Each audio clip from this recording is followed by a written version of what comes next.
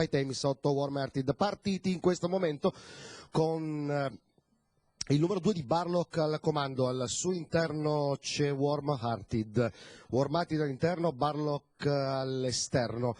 I due proseguono in pariglia quando completano la prima piegata del percorso. Adesso si apprestano al passaggio davanti alle tribune, Warm Hearted e Barlock, poi c'è il numero 6 di Sabbia che mormora, quindi Spy Themis, e poi il numero 4 di Cala Regina. Praticamente fuori corsa Big Eyes e Je Désiré, lontani dai primi.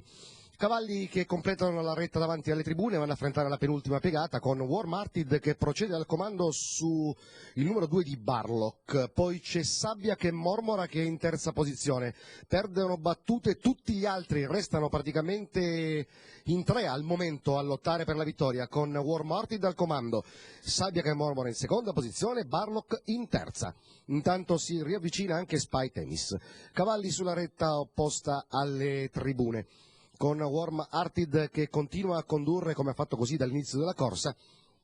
Adesso siamo agli 800 conclusivi, Warm Hearted al comando, Sabbia che mormora in seconda posizione, Barlock in terza.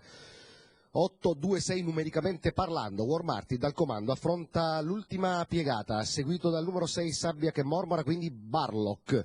Cavalli che si trovano adesso a metà dell'ultima curva, con in 4 a lottare Warm Hearted che deve difendersi da Sabbia che mormora e da Barlock che riparte all'esterno degli avversari. Barlock, Spy Themis che recupera posizione all'esterno degli avversari. Spy Themis va in pariglia con il numero 8 Warm Hearted.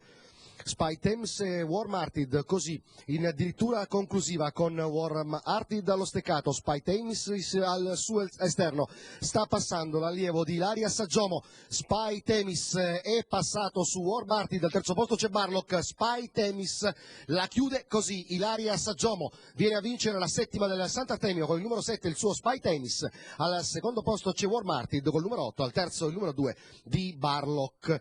7-8 2 il probabile e ufficioso arrivo della corsa conclusiva di oggi, che abbiamo rivisto che stiamo rivedendo in questo momento al rallentatore. Al primo posto il numero 7 di Spy Themis, al secondo il numero 8 di Warm Hearted, al terzo il numero 2 di Barlock. Dal Sant'Artemio è tutto. Per coloro che ci hanno seguiti un buon pomeriggio. L'appuntamento con le corse al galoppo è per lunedì 25 marzo.